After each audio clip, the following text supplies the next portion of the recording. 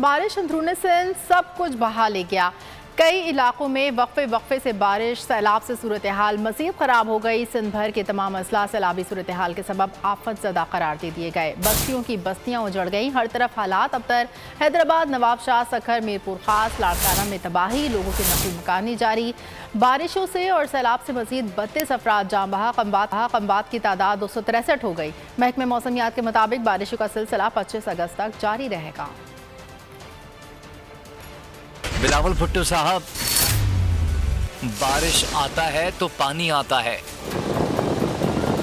ज्यादा बारिश आता है तो ज्यादा पानी आता है और सिंध डूब जाता है। सिंध में तूफानी बारिशों और सैलाब से तबाही की दास्तान रकम। सूबे के तमाम अजला आफत ज़दा करार दे दिए गए। सिंध में सिविल इंतजामिया की मदद के लिए फौज की खिदमत तलब कर ली गई। हैदराबाद, नवाब शाह, सखर, मीरपुर खास, लाड़काना में तबाही, सैकड़ों मकानात मुनहद्दिम, हजारों एकड़ अराजी पर फसलें तबाह। सूबे में मवासलात का निजाम दरहम बरहम हो गया। खैरपुर, सखर, बदीन, लाड़काना समेत बेशतर शहरों में कई फुट पानी जमा। नौशहर फिरोज, मिटियारी, सांगड़ में कश्तियां चलने लगी। मुतासरा इलाकों से अवाम नकल मकानी पर मजबूर। खैरपुर में मुतासरीन का पानी की नक्कासी न होने पर डिप्टी कमिश्नर ऑफिस का घेराव। सैलाब मुतासरीन खुले आसमान तले बेयारो मददगार। सांगड़ का 80% इलाका बारिशों और सेम नालों के पानी से ज़ेर-ए-आब। सखर के कॉलेज में पनाह गुज़ीन खाने और पीने के पानी को भी तरस गए। महकमा मौसमियात के मुताबिक बारिशों का सिलसिला 25 अगस्त तक जारी रहेगा।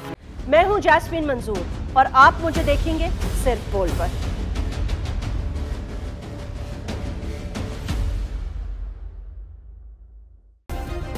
सब्सक्राइब करें और बेल दबाएं ताकि कोई खबर रह न जाए।